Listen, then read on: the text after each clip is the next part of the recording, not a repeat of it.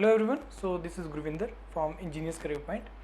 सो आज का मेरे वीडियो बनाने का एक बहुत बड़ा पर्पस है क्योंकि ये एक बहुत ही इम्पॉर्टेंट टॉपिक है डिस्कशन का। जैसे बहुत सारे स्टूडेंट्स मेरे को क्वेरी करते हैं और आते हैं, वो डिस्कस करते हैं कि सर मैं टारगेट कर रहा हूँ अपना पंजाब का एसडीओ का, मैं टारगेट कर रहा हूँ सर गेट का एग्ज़ाम, मैं टारगेट कर रहा हूँ सर अपना हिमाचल का जेई का एई का एसएससी जेई का। वो एक टारगेट लेके चल रहे हैं, दैट शुड बी देयर। वो टारगेट होना चाहिए हर किसी के पास। लेकिन ऐसा नहीं है मतलब कि आपको सिर्फ उसी एग्ज़ाम को टारगेट लेके चलना है, तो उसके अलावा और एग्ज़ाम देने का बहुत बड़ा इंपॉर्टेंस है। Let me tell you with example. मैं एक एग्जांपल लेता हूँ, क्रिकेट एक गेम का एक एग्जांपल लेके चलता हूँ, जो कि her not it is not applicable for only for cricket, ये हर गेम के लिए एप्लीकेबल है। And it is applicable for this exam also, for this strategy also, कि मेरे को मल्टीपल एग्जाम क्यों लिखने चाहिए, राइट। देखिए, जब हम टारगेट ले लिया कि मेरे को, और हर किसी को होता है कि भाई मेरे को अपनी स्टेट में ही सर्व करना है, थोड़ा कंफर्टेबल रहता है आने जाने के लिए, हमारे रिलेशंस को लेके, बाकी सारी चीज़ों को लेके, हर चीज़ को लेके कंफर्टेबल रहता है कि मेरे को स्टेट में मिल जाए जॉब, राइट। क्योंकि उसका एक पब्लिक डीलिंग भी होती है, बहुत सारे फैक्टर्स होते हैं, हर किसी के अपने इंडिविजुअल फैक्टर्स होते हैं। कुछ एक्सप्लोर भी करना चाहते हैं, कुछ बाहर भी जाना चाहते हैं, राइट। मतलब मेरे कहने का मतलब है कि ये एजेंडा ये है इसके पीछे कि भाई अगर आप एक ने अपने एग्जाम टारगेट ले ले, मेरे को आईएसआरओ में जाना है, मेरे को अपनी स्टेट में जाना है, मेरे को अपने गेट के लिए मेरे को प्रिपरेशन करना है, मेरे को हायर स्टडीज़ के लिए आईआईटी जाना है मेरे को फॉरेन जाना है पीएचडी के लिए या पोस्ट डॉक के लिए या एमएस के लिए। सो क्या मेरे को वही एक चीज़ टारगेट करनी चाहिए कि जब तक वो नहीं निकल रहा, क्या मेरे को वही के ऊपर फोकस करना चाहिए, चाहे वही एग्जाम देना चाहिए? फॉर एग्जांपल गेट की मैं बात करूं, अब कैंडिडेट टारगेट लेते हैं कि मेरे को सर गेट एग्जाम है, मेरे को हर साल फरवरी के अंदर आता है, इस बार मेरा गेट अच्छा नहीं लिया तो सर मेरे को अब 1 साल के बाद गेट का एग्जाम आएगा, उस बार अच्छा नहीं किया फिर से मेरा गेट का एग्जाम है, या उस गेट के रिजल्ट के थ्रू मेरे को एक फाइनल ऑप्शन नहीं मिला। Similarly Himachal, for example let me take the Himachal example कि ठीक है, अब हिमाचल में भी एई का भी एग्जाम है 20 अगस्त को, पंजाब में अभी नोटिफिकेशन आया है, तो कैंडिडेट ने इसको एक लिया है कि ठीक है हमने प्रिपरेशन करते हैं और इसको टारगेट करते हैं इस एग्जाम को। अब फिर अगला क्वेश्चन कैंडिडेट का ये होता है कि सर इसके बाद एग्जाम कब आएगा, मेरे को हिमाचल के लिए करना है या मेरे को पंजाब के लिए करना है, कब आएंगी सर अगली पोस्ट है पंजाब के लिए? Let me explain you that how you should make the strategy. आप अपना स्ट्रेटेजी कैसे बनाओ और कैसे प्रोसीड करो चीज़ों को लेके, राइट। अब मैं एक एग्जांपल ले रहा हूँ, जैसे मैंने पहले बोला कि मैं क्रिकेट गेम का एग्जांपल ले रहा हूँ। देखो, कोई भी कंट्री है क्रिकेट खेलती है, अल्टीमेट गोल एक होता है उसका, वर्ल्ड कप, राइट। ये आपका गोल है कि अल्टीमेट मेरे को फाइनली ये चीज़ करनी है। तो आपको क्या लगता है कि जो वो एक 50 ओवर का जो वर्ल्ड कप है जो 4 साल के बाद आता है, तो क्या आपको क्या लगता है कि प्लेयर्स क्या उसी टाइम पे अपनी प्रिपरेशन स्टार्ट करते हैं कि ठीक है, जब प्रिपरेशन है उसको पता कि मेरे को 5-6 महीने लगने प्रिपरेशन में, तो उसी टाइम पे स्टार्ट करते हैं प्रिपरेशन? ऐसा नहीं है, यू नो दैट। चाहे वो कोई भी गेम हो, टेनिस हो, चाहे गेट का एग्ज़ाम है, या सॉरी टेनिस गेम है, चाहे क्रिकेट के गेम है, कोई भी गेम है, उसको कॉन्टीन्यूस प्रिपरेशन करते रहना जरूरी होता है। उसके पीछे रीज़न क्या है? उसके पीछे बहुत बड़ा रीज़न है कि आपको अपनी फिटनेस मेंटेन करके रखना है और आपको अपना जो है रिदम मेंटेन करके रखना है, बहुत इंपॉर्टेंट है। फॉर्म मेंटेन कर रखना है। अगर मैं टेक्निकल स्पोर्ट्स लैंग्वेज में बोलूँ तो आपको अपना फॉर्म मेंटेन करके रखना पड़ता है। अगर फॉर्म मेंटेन नहीं है तो बड़ा मुश्किल हो जाता है एक्चुअल जब टाइम आता है उस टाइम पे परफॉर्म करने के लिए। यही चीज़ मैं आपको इन एग्जाम्स के लिए बोल रहा हूँ कि अगर सपोज आप गेट एग्जाम का टारगेट लेके चल रहे हो, ज़रूर लो। आप अपने स्टेट के एग्जाम टारगेट लेकर दो, लेकिन बाकी एग्जाम्स देने बहुत ज़्यादा ज़रूरी हैं। आप उन एग्जाम्स के लिए क्या करो, स्ट्रेटजी क्या बनती है कि पहले आपको हमें ये देखना है कि मेरे को अपना कंटेंट कंप्लीट करना जरूरी है। कंटेंट में 2 चीज़ें आती हैं। मैं अगर सपोज एग्जाम्पल लेके चल रहा हूँ, स्टेट एग्जाम में अगर आप टारगेट कर रहे हो, देखो जितने में अब इसमें वो सारे एग्जाम्स का प्रिपरेशन आ जाएगा, चाहे आपका स्टेट का जेई का एग्जाम है, चाहे स्टेट का एई का एग्जाम है, चाहे वो पीपीएससी का एग्जाम है, चाहे आपका एसएससी जेई का एग्जाम है, चाहे वो आरआरबी जेई का एग्जाम है। बहुत सारे पीएसयूज जो हैं अपने एग्जाम कंडक्ट करती हैं for the junior engineer, for this stipendiary training, although that is for the diploma students. इसके अलावा मैनेजमेंट ट्रेनिंग के लिए, जैसे अभी एचपीसीएल का नोटिफिकेशन आने वाला है, अभी इसमें आईएसआर का भी नोटिफिकेशन आए हुए हैं, अभी रिसेंटली एचईएल का आया है डिज़ाइन ट्रेनिंग और मैनेजमेंट ट्रेनिंग के लिए। ऐसे बहुत एग्जाम्स आते हैं। हमें ये एग्ज़ाम्स देने बहुत ज़्यादा ज़रूरी हैं, सारे एग्ज़ाम्स देने ज़रूरी हैं टू मेंटेन द फॉर्म। लेकिन वो फॉर्म मेंटेन करने से पहले, वो एग्ज़ाम्स देने से पहले हमें अपना प्रिपरेशन करना बहुत ज़्यादा ज़रूरी है।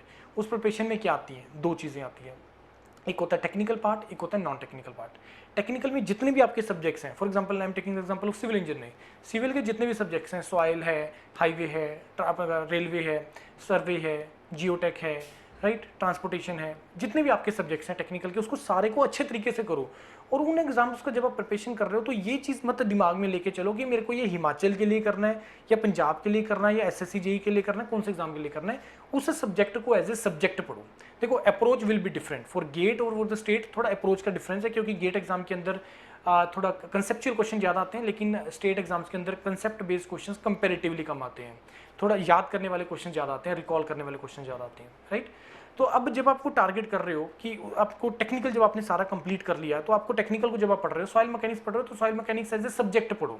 यही अप्रोच हम लोग जब टीच करते हैं, जब मेंटर्स टीच करते हैं, तो यही अप्रोच हम भी फॉलो करते हैं कि सॉइल को एज ए सॉइल सब्जेक्ट पढ़ाओ, कि सॉइल का कोई टॉपिक नहीं छोड़ना है। मान लो सपोज उस सॉइल का एक topic for example SSC JEE में नहीं है, लेकिन वो आपके स्टेट एग्जाम में हो सकता है या आपके पीएसयू में हो सकता है, तो सॉइल को एज ए सॉइल सब्जेक्ट पढ़ो, हाईवे को एज ए सब्जेक्ट पढ़ो, इलेक्ट्रिकल में power system, power electrical machine, तो उनको एज ए सब्जेक्ट पढ़ो। उनको ये मत दिमाग में लेके चलो कि आपको इसमें कौन से एग्जाम्स के लिए आप कर रहे हो, तो as a subject. Similarly non technical part, now come to the non technical part. Non technical part में कुछ कंटेंट है जो मैं आपको बोल रहा हूँ, जैसे क्वांटिटेटिव एप्टीट्यूड है, रीजनिंग है, जनरल स्टडीज़ है। जनरल स्टडीज़ को अगर आप डिवाइड कर दोगे तो जनरल नॉलेज वाला पार्ट आ गया, जनरल अवेयरनेस आ गया, करंट अफेयर्स आ गया, जनरल साइंस आ गया, तो इसको डिवाइड कर लिया हमने, राइट। कंप्यूटर प्रोफिशिएंसी भी आता है कुछ एग्जाम्स के अंदर। इंग्लिश अब बहुत एग्जाम्स के अंदर आना स्टार्ट हो गया, जैसे HCL एग्जाम के अंदर भी इंग्लिश है, CGPT टाइप का एग्जाम निकला उसमें अंदर इंग्लिश है। तो इंग्लिश एक बहुत इंपॉर्टेंट एक टॉपिक बन गया है प्रिपरेशन के लिए, एग्जाम्स के अंदर वो इंग्लिश पूछा जाता है। अब कुछ स्टेट्स ने हिंदी भी एग्जाम्स के अंदर एक्सपेक्ट कर लिया, जैसे यूपी के अंदर और हरियाणा के अंदर और हिमाचल के अंदर इन्होंने हिंदी को भी ऐड कर दिया अब सब्जेक्ट को। तो मेरे कहने का मतलब है कि पहले आपको अपने आप को कंटेंट को प्रिपेयर करो, टेक्निकल सारा करो, विदाउट थिंकिंग कि कौन सा सब्जेक्ट कौन से एग्जाम्स को टारगेट कर रहे हो। नॉन टेक्निकल एसएससी जेईई के अंदर क्वांट नहीं आता है, तो आप बोलो कि सर क्वांट नहीं आता तो मैं इसको छोड़ देता हूँ मैं। लेकिन जब आप प्रिपरेशन वाले मोड में हो ना, जब आप नेट प्रैक्टिस कर रहे हो, तो जब आप नेट प्रैक्टिस कर रहे हो तो आप हर चीज़ के लिए प्रैक्टिस करो। वो नेट प्रैक्टिस को ये दिमाग में मत करके चलो कि मेरे को T20 गेम के लिए प्रैक्टिस कर रहा हूँ, या मैं आपको एक टेस्ट मैच के लिए प्रैक्टिस कर रहा हूँ, या मैं वनडे के लिए प्रैक्टिस कर रहा हूँ। वहाँ पे तो आप अपनी टेक्निक के ऊपर वर्क कर रहे हो, आप अपनी टेक्निक के ऊपर वर्क कर रहे हो जब आप नेट प्रैक्टिस कर रहे हो। तो ये जो आप जब आप प्रिपरेशन वाले मोड में है ना, तो आप नेट प्रैक्टिस वाले मोड में कि जिसमें आपको सारा कंटेंट कंप्लीट करना है, टेक्निकल भी कंप्लीट करना है, नॉन टेक्निकल भी कंप्लीट करना है। Now come to the point कि अब मैं सर तैयार हो गया, मेरा नेट प्रैक्टिस कंप्लीट हो गया सर, अब मैं प्रिपरेशन करता हूँ T20 के हिसाब से। यस, बिकॉज तुम्हारा टेक्निक बन गया है, अब तुम T20 के लिए प्रिपरेशन कर सकते हो। तुमने सारा होलिस्टिकली एक बार प्रिपरेशन कर लिया, अब तुम एग्जाम टारगेट करना स्टार्ट करो। और वो एग्जाम कब टारगेट करोगे कि जब वो एग्जाम का नोटिफिकेशन आ जाएगा। Now you are ready, soldier is ready. अब मेरे को प्रिपरेशन हो गया, मेरा ट्रेनिंग हो गया अच्छे तरीके से, अब मेरे को भेज दो कहाँ पे भेजना है। It is something like that, right. तो आपने एक बार प्रिपरेशन अच्छे तरीके से कर लिया है, फिर एग्जाम टारगेट हो। अब एसएससी जेईई का निकला हुआ एग्जाम, तो हमें पता है क्वांट नहीं आएगा, तो क्वांट को एक साइड पर रख दो, लेकिन मेरा प्रिपरेशन है।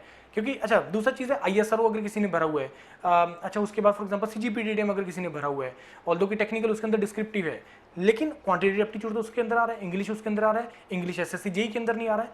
तो फिर एक बार जब आपने ट्रेनिंग सारा कंप्लीट कर दिया, फिर वो आ जाओ अब एग्जाम स्पेसिफिक हो गए। विराट कोहली एक प्लेयर है, जब वो T20 के लिए, आपको क्या लगता है कि उसका जब एक बार टेक्निक अच्छा है, जब वो T20 के लिए नेट प्रैक्टिस करेगा, तो वो उस टेक्निक से खेलेगा कि मेरे को शॉट ज़्यादा मारने हैं, मेरे को रन ज़्यादा कलेक्ट करने हैं। टेस्ट मैच के लिए करेगा तो अपने डिफेंस पे काम करेगा, लेकिन जब वो 50 के लिए करेगा तो वो दोनों अप्रोच रखेगा, डिफेंस भी और अटैक भी, दोनों के लिए। यही अप्रोच आपको भी फॉलो करनी है कोई भी एग्जाम करने से पहले। और यही मैं चीज़ ये बोल रहा हूँ कि पहले आप अपने आप को तैयार कर लो, फिर एग्जाम देते चले जाओ, सारे के सारे जोन से भी आ रहे हैं, और उस एग्जाम के पर्टिकुलरली फिर अपनी स्ट्रैटेजी को चेंज करते जाओ। और जिस दिन आपका अल्टीमेट गोल आ गया कि यस अब मेरा एग्जाम है, तो पूरी एनर्जी के साथ उसके ऊपर एफर्ट लगा दो।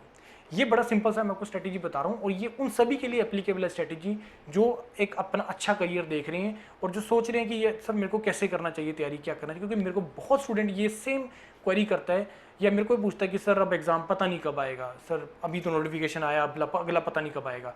तो अपनी फॉर्म को मेंटेन करने के लिए, आपको ये एग्जाम्स देने बहुत ज़्यादा ज़रूरी है, राइट। तो यहीं से मैं आपको ये एंड कर रहा हूँ, ये अपना सेशन, जिसमें मैं आपको बता रहा हूँ पहले प्रिपरेशन करो, प्रिपरेशन करने के बाद फिर एग्जाम सेंट्रिक हो जाओ। क्योंकि देखो जब आपका एग्जाम होता है, एग्जाम जब निकलता है ना, तो एक कॉन्फिडेंस भी मिलता है, मेरे को कॉन्फिडेंस भी मिलता है कि यस मेरा कॉन्फिडेंस है कि मेरा पिछला एग्जाम निकला, तो यार ये भी मैं निकाल ही दूंगा। कॉन्फिडेंस बहुत मैटर करता है एग्जाम डे वाले दिन। और ये जो फॉर्म मेंटेन करने वाली मैं बात कर रहा हूँ, रेगुलर एग्जाम देने वाली बात कर रहा हूँ, इसका डायरेक्ट रिलेशन आपके कॉन्फिडेंस के साथ है। मेरा तैयारी बहुत अच्छा है, कॉन्फिडेंस के साथ जा रहा हूँ। 4 चीज़ें अगर सपोज मेरे को नहीं भी आ रही, मैं प्रैक्टिस कर रहा हूँ, मैं एफर्ट कर रहा हूँ, मेरे को आंसर निकल गया, लो कॉन्फिडेंस के साथ जा रहा हूँ, तैयारी की बिना तैयारी के जा रहा हूँ या कम तैयारी के साथ जा रहा हूँ, दो आने वाली चीज़ें होती हैं, अगर उसमें से कोई 2 डिफिकल्ट क्वेश्चन भी आ गए तो आप मतलब वो फंबल हो गए कि, और उसके साथ जो क्वेश्चन ठीक होने चाहिए थे, जो बड़े ईजी थे, जो आपको आते थे, जो ठीक होने चाहिए थे, उसमें भी आप मिस्टेक करने के चांस हो जाते हैं, राइट। तो ये चीज़ हमें नहीं करनी है, अपने आप को प्रिपेयर करते रहो, एक बार ढंग से प्रिपेयर कर लो अच्छे तरीके से, बिना किसी दिमाग को एग्जाम को दिमाग में रखते हुए 8-10 महीने लगा के अपना प्रिपरेशन करो अच्छे तरीके से, then you start giving the multiple exam to maintain your form, right.